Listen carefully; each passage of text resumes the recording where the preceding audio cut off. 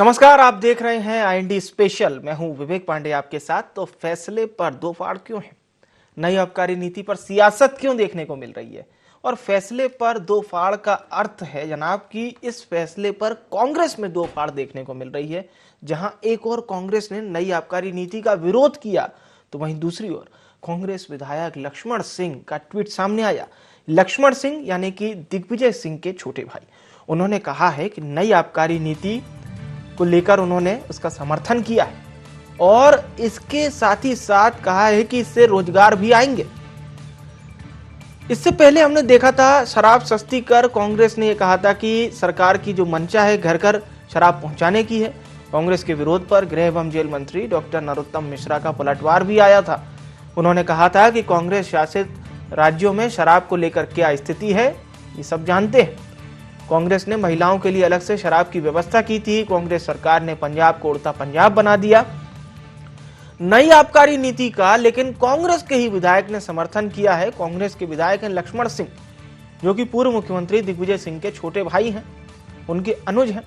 उन्होंने नई आबकारी नीति का समर्थन करते हुए एक ट्वीट किया और लिखा कि आशा करते हैं इससे अधिक रोजगार उपलब्ध होंगे।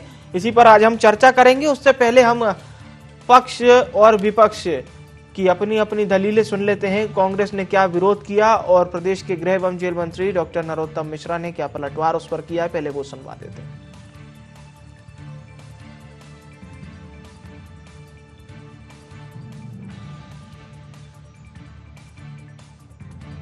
जनता के लिए तेल सस्ता चाहिए, खाद्य सामग्री राशन सस्ता चाहिए, बिजली बिल सस्ती चाहिए। जरूरतमंद और गरीब और जनता के लिए जो रोजमर्रा की चीजें हैं वो सस्ती करते तो उनका निर्णय ऐतिहासिक होता। जनता उस निर्णय को स्वीकार करती। शराब सस्ती करके शिवराज सिंह जी और उनकी सरकार चाहती है कि प्रदेश के प्रत्येक घर में शराब बिके, नौजवान अपने हाथ के लिए काम न मांगे और शराब जैसी लत में लग जाए और प्रदेश का विकास भूल जाए, नौजवान अपना अधिकार भूल जाए। इसमें सरकार लगी है। सरकार ने जिस तरीके से निर्णय लिया है, यह निर्णय प्रदेश के विकास में बाधक होगा निश्चित ही। और नशे की लत में नौजवान जब पड़ेगा तो इस प्रदेश के नौजवान को जो हाथ मांगने के लिए आज काम देने की जरूरत है तो शराब की ओर धकेला जा रहा है। मैं इस निर्णय की निंदा करता हूं। शराब माफिया मध्य प्रदेश के अंदर सरकार चला रहा है और सरकार में बैठे सर्कस के जोकर उस माफिया तंत्र को संरक्षण देने का काम कर रहे हैं। कैबिनेट में गैस सस्ती होने पे चर्चा नहीं होती है, पेट्रोल कैसे सस्ता करे इस पे चर्चा नहीं होती है। देखिए, कांग्रेस के ऊपर आप पता नहीं क्यों उनके सवालों को जवाब देते हो। ये वही कांग्रेस है, ये वही कमलनाथ है जो कि महिलाओं के लिए अलग से शराब बेचने वाले थे, घर घर पहुंचाने का सिस्टम कमलनाथ जी करने वाले थे। इनकी बगल में छत्तीसगढ़ की प्रदेश की सरकार है, वहां शराब का क्या हाल है। अब पंजाब में उनकी कांग्रेस की सरकार है, वह कांग्रेस में शराब का क्या हालत कर दिया, उड़ता पंजाब बना दिया है। ये क्या सवाल करेंगे कांग्रेस के? तो कांग्रेस के सवाल पर प्रदेश के गृह एवं जेल मंत्री डॉक्टर नरोत्तम मिश्रा का कहना है कि कांग्रेस पहले अपने राज्यों का हाल देख ले जहां पर उसका राज है। इस खबर को समझने की कोशिश करते हैं। भोपाल ब्यूरो चीफ संदीप मिश्रा आपको बताएंगे कि इस खबर के मायने क्या हैं और क्यों इसका जो हमने नाम दिया है फैसले पर दो फाड़, उसे समझाएंगे। संदीप, जाहिर सी बात है लक्ष्मण सिंह का यह पहला वाकया नहीं है। सियासत में जो लोग लक्ष्मण सिंह को जानते हैं वो ये भी जानते हैं कि ये लक्ष्मण सिंह कांग्रेस से बीजेपी गए थे, फिर बीजेपी से उनका मन छूट गया, फिर वो आ गए अपनी उसी पार्टी में जहां से उन्होंने शुरुआत की थी, यानी बड़े भैया वाली पार्टी कांग्रेस। अब लक्ष्मण सिंह ने सरकार की आबकारी नीति का समर्थन किया है ऐसे समय में जब पूरी कांग्रेस विरोध कर रही है। इसके मायने क्या है संदीप जी? देखिए विवेक, सही मायने में कहा जाए तो वो इसका मतलब समझे हैं कि इसका मतलब क्या है। ये जो नई आबकारी नीति लागू की गई है इसके मायने क्या है, इससे किस तरह से फायदा होगा। नुकसान तो देखिए इस बात में कोई शक नहीं है कि शराब बिकना ही नुकसानदायक है, क्योंकि जब आम आदमी शराब पिएगा, कोई भी शराब पिएगा, गरीब हो अमीर हो या मध्यम वर्गीय, तो सर नुकसान सभी के लिए है। लेकिन बात यहाँ करते हैं शराब की जो अभी नई आबकारी नीति आई है। दरअसल पे ये नई आबकारी नीति इसलिए लागू की गई है कि जो ग्रामीण क्षेत्रों में या कहीं शहरी क्षेत्रों में भी जिस तरह से अवैध तरीके से शराब बिक्री की जाती है, तो और वो कहीं ना कहीं सस्ती होती है और उसको लोग खरीदते हैं और उसका सेवन करने के बाद कहीं ना कहीं बीमार होते हैं, अलग अलग बीमारियों से ग्रसित होते हैं। इसलिए सरकार ने यहाँ पर नए तरीके से ये नई आबकारी नीति लागू की। सरकार में शराब में करीब 10 से 13% एक्साइज जो ड्यूटी होती है वो कम की, यानी कि कुल मिला के अब 20% तक सस्ती शराब होगी। इससे हालांकि जो विक्रेता है उनका तो नुकसान होगा, उनको मुनाफे में जो फायदा होता था वो कमी आएगी, लेकिन जो जहरीली शराब बिकती थी उसमें कमी लाने की कोशिश की गई है सरकार की ओर से, और उसके बजाय बल्कि जो सही शराब खरीदेंगे, जो पीने वाले ही हैं, उनको किसी भी सूरत में शराब पीना ही है। हाँ। जी, अब विरोध के सुर उठे हैं तो हम उस पर भी चर्चा कर लेते हैं। संदीप जी बने रहिएगा हमारे साथ। आनंद तारण जी जुड़ चुके हैं, कांग्रेस प्रवक्ता हैं। हमारे साथ संदीप पौराणिक जी जुड़ चुके हैं, वरिष्ठ पत्रकार हैं। आप दोनों का बहुत स्वागत है IND24 में। आनंद तारण जी, आपसे शुरुआत करना चाहता हूं।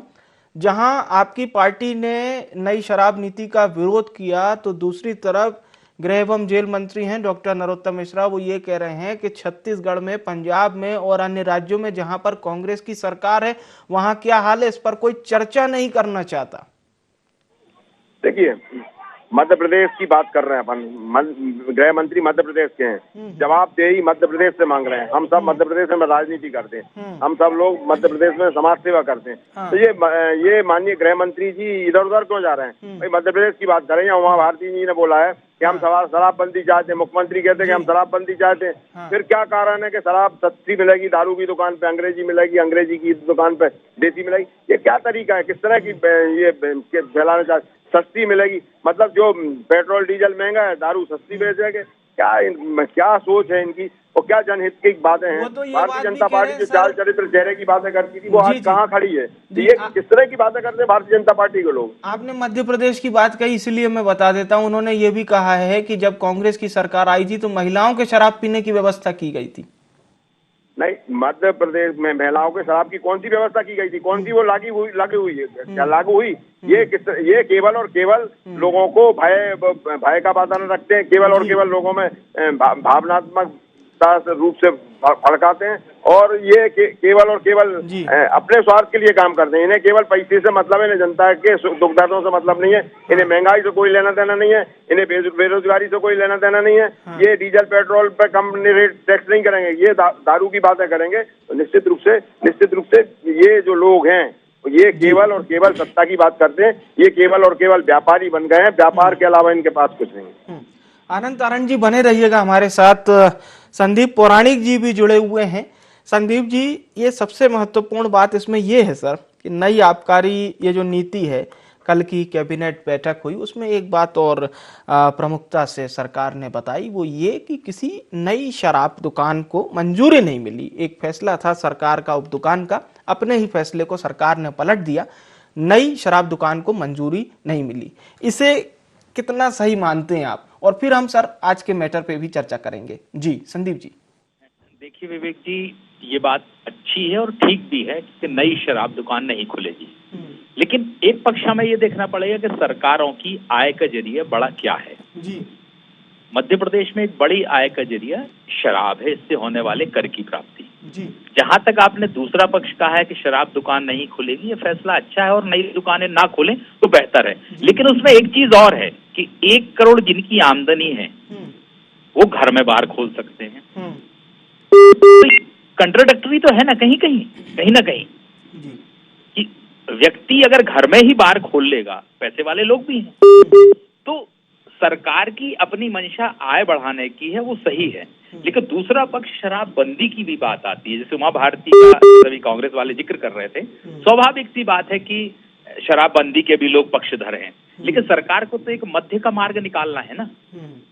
मध्य का मार्ग तभी निकल सकता है जब आप अपने राजस्व को भी बरकरार रखें और शराब की हर जगह बिक्री को रोकें।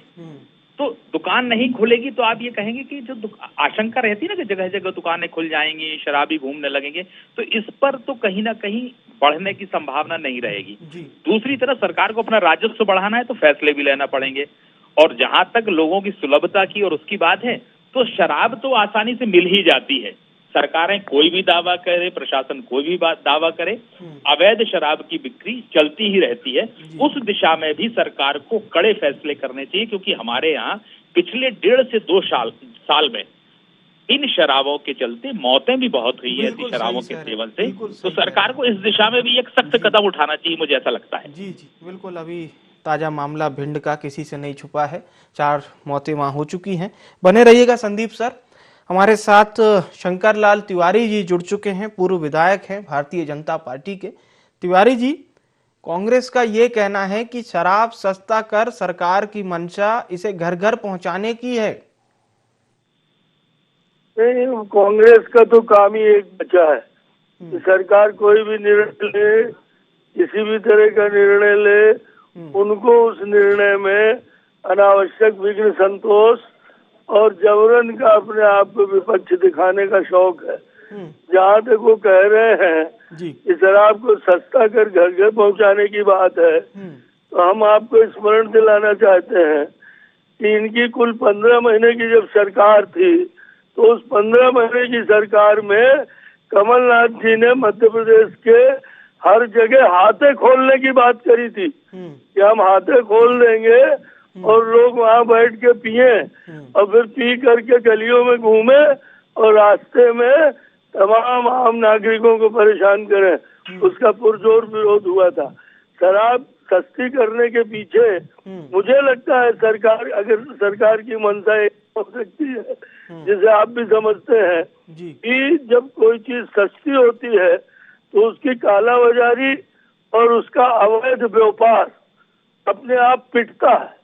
और इस नाते ये नीति कोई एक व्यक्ति नहीं बनाते, सारी बातों को देख करके और नीतियां बनती हैं, और इसमें अधिकारी, मंत्री, मुख्यमंत्री, आबकारी मंत्री, इन सबका चिंतन होता है।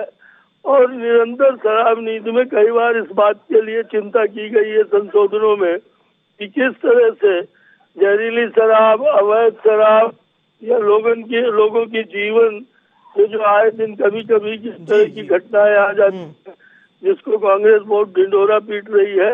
हमेशा ये घटनाएं आती रही हैं और सरकार इस बात की चिंता करती है नए कानून, नई नीति लेते समय, इसको भी हम कैसे ठीक कर सकें। और इस नाते मैं सोचता हूँ कि विपक्ष को आलोचना करने का अधिकार करना चाहिए, पर कई बार तालाब में मेड़ नहीं पड़ती और मगर तैरने लगते हैं, उतराने लगते हैं। और इस नाते किसी नीति का बिना परीक्षण किए, बिना किसी नीति को पूरी तरीके से पढ़े, दावे से कहता हूँ कि कांग्रेस के किसी मित्र ने अभी शराब नीति का पूरा जो नोट्स होगा, जो एजेंडा, जो उसकी पूरी बात होगी डिटेल्स में, उसको पढ़ा तक नहीं होगा। पर सतही तौर पर प्रतिपक्ष बने रहने कुछ तो भी बयानबाजी करना, उसका उत्तर देना मैं बहुत उचित नहीं समझता। पर मैं आपको विश्वास दिलाता हूँ कि सरकार ने यदि कोई नीति बनाई है तो वो जनहित में और कम से कम इस बात की रोकथाम में काम आएगी कि अवैध शराब, जहरीली शराब का धंधा पूरी तरीके से नष्ट हो। बहुत अच्छी बात है। ठीक है, हम भी यही मानेंगे सर, जो बात आपने कही वैसा ही हो। आखिर आप सरकार का पक्ष रख रहे हैं। खैर, विपक्ष लेकिन लगातार सवाल कर रहा है। आनंद तारण जी, तिवारी जी ये कह रहे हैं कि विपक्ष सवाल कर रहा है, स्वागत है, लेकिन पहले नीति को पढ़िए, ये उनका कहना है। जी तारण जी। देखिए, तिवारी जी पंडित जी हैं, पंडित जी को अच्छा लगता है, किस तरह की बातें करना चाहते हैं, ये किस तरह की बातें परोसना चाहते हैं। भाई, जब उमा भारती इनकी नेत्री करेंगे शराबबंदी मध्य प्रदेश में हो, ये शराब सस्ती करके और ज्यादा बिकवाना चाहते हैं। जहरीली शराब से अभी लगातार आज ही 3-4 लोग मारे गए हैं। तो किस तरह की जो इनकी नीति है, क्या इनका कोई लाइन ऑर्डर नहीं है। ये चारों तरफ अराजकता का माहौल है मध्य प्रदेश में, चारों तरफ लूटमार का माहौल है। आज जितने माफिया लोग हैं वो हावी हैं सरकार के ऊपर, और माफिया अपने हिसाब से पूरे ये केवल और केवल व्यापारी सरकार है, केवल और केवल व्यापारियों को फायदा करना चाहती है, केवल और केवल माफिया राज को बढ़ावा देना चाहती है। जनता के हित में कहीं कुछ नहीं है, चारों तरफ सभाजट है। जब वहाँ भारती बोल रही है शराबबंदी की बात, तो ये शराब सस्ती करवा रहे हैं और दारू की दुकान, अंग्रेजी दवाई की शराब की दुकान पे देसी और देसी पे अंग्रेजी बिकवाना चाहते हैं, तो और बढ़ाना चाहते हैं ना। ये इनका चरित्र तो ये है कि शराब को और बढ़ाना चाहते हैं। सुनिए और अब तो तो माल पर आनंद जी, और आपने बोला 1 करोड़ जी जी जी, जो वो है उस पर ही गई, तो मतलब ये कहाँ ले जाना चाहते हैं। हम गांधीवादी देश के लोग हैं, गांधी जी हमारे राष्ट्रपिता थे, उनके आदर्शों की साथ करने की बात करते हैं और माँ भारती कह रही है कि हम आंदोलन करेंगे। तो ये क्या है, इनका चरित्र क्या है, ये क्या बताना चाहते हैं। और तिवारी जी तो पंडित जी है, इन्हें तो दारू के आनंद जी सुनिए तो आप, जी जी जी, आपने जो बात बताई है सर, लक्ष्मण सिंह जी ने तो समर्थन किया है ना इसका, वो तो आप ही के पार्टी के विधायक हैं। आदरणीय तिवारी जी, ये आनंद जी आपसे सवाल है जी, तारण साहब ये आपसे सवाल है, ये लक्ष्मण सिंह जी ने तो इसका समर्थन किया है सर। देखिए लक्ष्मण सिंह जी हमारे नेता हैं, वरिष्ठ नेता हैं। लक्ष्मण सिंह जी ने जो बात बोली है उनकी व्यक्तिगत बात है, इससे पार्टी का कोई संबंध नहीं है इस बात से। और उनका जो उन्होंने बोला है वो उनका व्यक्तिगत मामला है। उन्होंने जो बोला है ये पार्टी की लाइन नहीं है, पार्टी की लाइन दिग्विजय सिंह जी ने आज सुबह स्पष्ट कर दी है प्रदेश कांग्रेस। जी जी ठीक है, एक बार फिर से मैं आपके पास लौटूंगा। आनंद तारण जी बने रहिएगा हमारे साथ। संदीप पौराणिक जी सर आपके पास आना चाहूंगा। ये बात कहना तो बड़ा आसान होता है, न केवल पार्टी प्रवक्ताओं के लिए बल्कि पार्टी के तमाम नेताओं के लिए। जो बात हमारी पार्टी के लिए अच्छी है, जिससे लगता है कि हाँ इस बात को शामिल कर लेंगे तो न केवल माइलेज मिलेगा बल्कि जनता के बीच में भी एक अच्छी छवि बनेगी, तो अब बड़े अच्छे से नेता कह देते हैं कि बिल्कुल जो उनके विचार हैं वही पार्टी के विचार हैं। लेकिन जब ऐसे विचार आते हैं जो थोड़े से विवादित हों, विवादित इन द सेंस की सरकार के समर्थन वाले, उस पर पार्टी कहती है नहीं ये तो उनकी खुद की बात है। कहते हैं ना अपना मीठा मीठा गप तो कड़वा कड़वा थू, एक फ्रेज है अपने यहाँ कि जब आपके मन की बात होती है तो आप उसे अपनी बता देते हैं, और जब आपके विपरीत होती है, आपके अनुकूल नहीं होती, तो उसका आप विरोध करने लगते हैं और कहने लगते हैं ये हमारी पार्टी के अनुकूल नहीं है, या पार्टी का बयान नहीं है। दोनों नेता हैं आप ये देखिए ना, और दोनों भाई हैं, अलग अलग बयान है दिग्विजय सिंह जी का और लक्ष्मण सिंह जी का। तारण जी ने दिग्विजय सिंह जी के बयान को बताया पार्टी का बयान, और लक्ष्मण सिंह के बयान को बताया व्यक्तिगत बयान। ठीक है, ये उनकी राजनीति की बात है। लेकिन विवेक जी, मेरा ये मानना है कि राजनीतिक दलों को, मैं कह रहा हूं कि शराब नीति बीजेपी की सरकार लाई है, कांग्रेस को ये बताना चाहिए कि शराब नीति आखिर होनी कैसी चाहिए। अगर शराबबंदी के वो पक्षधर हैं तो क्या कांग्रेस शासित राज्यों में शराबबंदी है, ये तो आपको जवाब देना होगा ना। या फिर आपको जो शराब नीति आई है इसकी खामियां गिनानी चाहिए। क्योंकि जब कमलनाथ जी की सरकार थी तब ये बात आई थी कि ऐसे अहाते खोले जाएंगे, ऐसी दुकानें खोली जाएंगी जहां महिलाएं भी शराब बेच सकेंगी जी। तो क्या वो फैसला सही था? आज दूसरे की आलोचना, ये जो वर्तमान में सरकार है उसकी आलोचना करना और अपनी प्रशंसा करना, ये राजनीतिक दलों का शगल बन चुका है। वास्तविकता ये है कि पहले ये बताना चाहिए कि ये जो नीति आई है इसमें खामियां क्या है, क्या सुधार की जरूरत है। सिर्फ विरोध के लिए विरोध नहीं होना चाहिए, मेरा अपना व्यक्तिगत नजरिया ये है। राजनीतिक दलों को एक समाधान का रास्ता भी सुझाना चाहिए, तब उनकी बात पर जनता बहुत आसानी से भरोसा करती है। अगर आप सिर्फ विरोध के लिए विरोध करेंगे तो ये राजनीतिक बयानबाजी के आगे कुछ नहीं लगता मुझे। बिल्कुल बिल्कुल सर, बहुत सही बात आपने कही कि विरोध के लिए विरोध करेंगे तो ये सिर्फ एक राजनीतिक बयानबाजी ही होगी। बिल्कुल, एक अंतिम प्रतिक्रिया के लिए आपके पास आऊंगा सर। शंकर लाल तिवारी जी हमारे साथ लगातार बने हुए हैं। शंकर लाल जी, आपकी बात शायद अधूरी रह गई थी, मैं चाहूंगा आप अपनी बात कंटिन्यू कीजिए। मैं कहना ये चाहता हूँ कि पौराणिक जी ने बहुत अच्छी बात कही है और मेरी बात को उन्होंने दम दिया है। मैंने एक सवाल किया था जिसका उत्तर तारण जी ने, बड़े वरिष्ठ नेता हैं, उन्होंने नहीं दिया। आपने भी वो प्रश्न दोहराया कि भैया आपने क्या शराब की जो नई नीति आई है उसके पूरे पेपर्स बिंदुवार पढ़े क्या? इसका उत्तर उन्होंने नहीं दिया। वो माफिया, लूट, विषय के बाहर जाके बात करने लगे। अभी आदरणीय पौराणिक जी ने कहा कि विपक्ष को अगर विरोध करना है तो करना चाहिए, पर कम से कम उसे पढ़ते और उन बातों में, जिन बातों में विसंगतियां थी, उसका कोई सुझावात्मक दृश्य भी सामने उपस्थित रखते।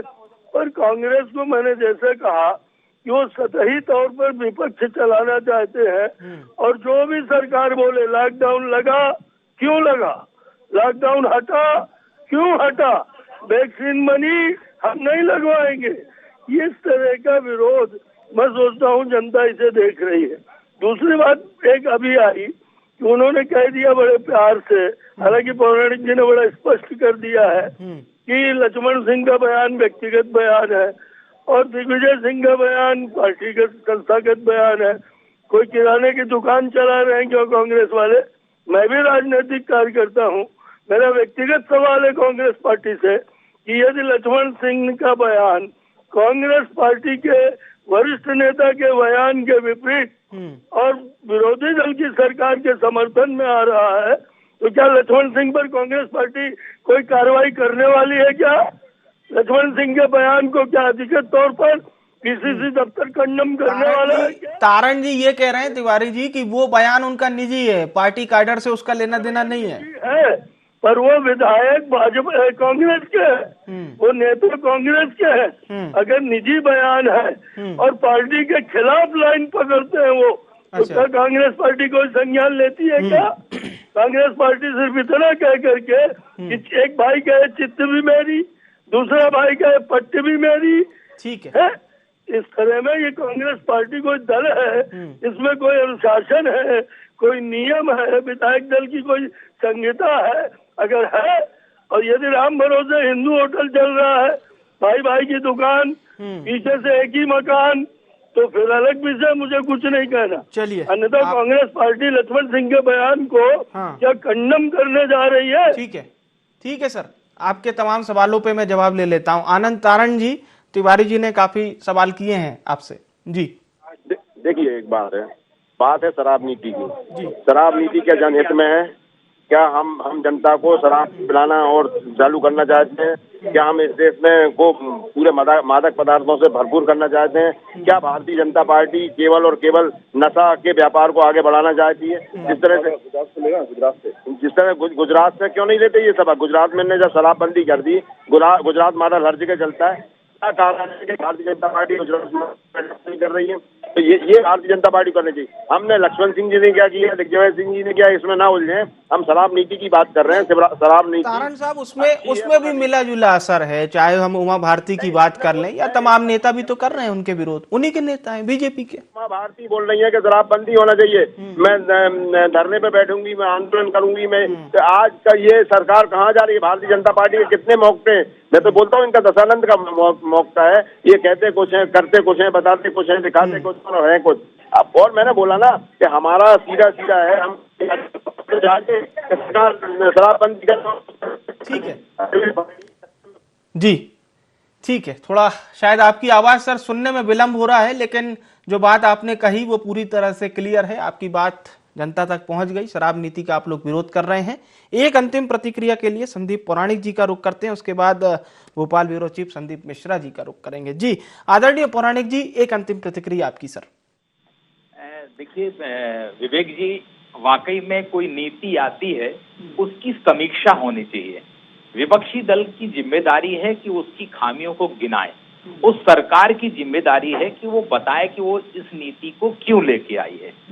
नीति तो आ गई है, सरकार ने कहा है कि 2000 जो अगले फाइनेंशियल ईयर है उसमें अमल होगा, शराब सस्ती होगी। सरकार की भी ये नैतिक जिम्मेदारी है कि सरकार ये बताए कि आखिर उसने ये कदम क्यों उठाए। और दूसरी तरफ विपक्ष अगर ये कह रहा है कि ये शराब नीति ठीक नहीं है तो उसे कमियां बतानी चाहिए। जनता के बीच शराब नीति को लेकर तस्वीर साफ होनी चाहिए। ये संदेश नहीं जाना चाहिए कि शराब सस्ती करके वो हर किसी को ये मौका देना चाहती है कि हर आदमी शराब पिए। दूसरी तरफ विपक्ष को हमला करने का मौका मिले। ये समय ऐसा है जब समीक्षात्मक बात दोनों पक्षों से सामने आएगी, तब तस्वीर स्पष्ट हो पाएगी। बिल्कुल, तब तस्वीर स्पष्ट हो पाएगी। आप तीनों मेहमानों का बहुत बहुत धन्यवाद हमारे साथ जुड़ने के लिए। अब सीधा भोपाल ब्यूरो चीफ संदीप मिश्रा जी का रुख करते हैं। संदीप जी, सियासत में जो बात आप लगातार सुन रहे थे, जो बात हमने चाहे तारण जी से पूछी हो, तिवारी जी से पूछी हो, या फिर जिस तरह से पौराणिक जी ने पूरे मामले को समझाया कि आखिर होना क्या चाहिए, खैर एक अंतिम प्रतिक्रिया आपकी सर। बिल्कुल, देखिए विवेक, सही मायने में अगर कहा जाए तो यहाँ पर सिर्फ सियासत ही दिख रही है। कांग्रेस पार्टी भी जब अपने सत्ता में थी तो कांग्रेस पार्टी भी अलग अलग तरीके से यहाँ पर रणनीति तैयार कर रही थी, महिलाओं तक को भी बिक्री करने के लिए अलाउ कर रही थी, यहाँ तक कि होम डिलीवरी की भी व्यवस्था करने की प्लानिंग की गई थी। मोबाइल वैन की भी बात कही गई थी कि मोबाइल वैन से भी शराब मुहैया कराई जाएगी, उप शराब दुकानों की बात कही गई थी। लेकिन अब सही बात तो यह है कि जो सरकार में होता है तो उसको सभी पहलुओं पर विचार करना होता है। वर्तमान में प्रदेश की भाजपा की और मुख्यमंत्री शिवराज सिंह चौहान की सरकार है, और वो अगर कोई फैसला कर रहे हैं तो कहीं न कहीं यहाँ पर सारी चीजों पर, सभी तरह के विकल्पों पर सोचने के बाद ही उन्होंने इस तरह का फैसला किया होगा। ये बात बिल्कुल सत्य है कि शराब की बिक्री ही अच्छी बात नहीं है, लेकिन अगर उन्होंने कोई नई आबकारी नीति लागू की है तो वो कहीं न कहीं लोगों को ध्यान में रख करके ही तैयार की गई होगी। बिल्कुल सही, प्रदेश का विकास सोच करके तैयार की गई होगी। तो ये सारी चीजें जरूर हैं, ये सारी चीजें जरूर है। बहुत बहुत धन्यवाद आपका हमारे साथ जुड़ने के लिए और तमाम पहलुओं तक जनता को पहुंचाने के लिए। फैसले पर दो फाड़ की बात कर रहे थे, और दो फाड़ इसलिए क्योंकि कांग्रेस का जहां एक धड़ा समर्थन कर रहा है, अब धड़ा कहिए, विधायक कहिए, लेकिन कांग्रेस प्रवक्ता का यह कहना है कि वो उनका निजी विचार है। लक्ष्मण सिंह की बात कर रहे हैं, विधायक हैं कांग्रेस से। दूसरी ओर कांग्रेस ने नई शराब नीति का विरोध किया है, तो सरकार से जुड़े लोगों का यह कहना है कि कांग्रेस के जो तमाम राज्य हैं वहां पर शराब नीति क्या है, किस तरह से चल रही है, इस पर सवाल किए। लगातार सियासत इसी तरह से जारी रहेगी। फिलहाल के लिए IND स्पेशल में इतना ही। मुझे आने विवेक को दीजिए इजाजत। नमस्कार।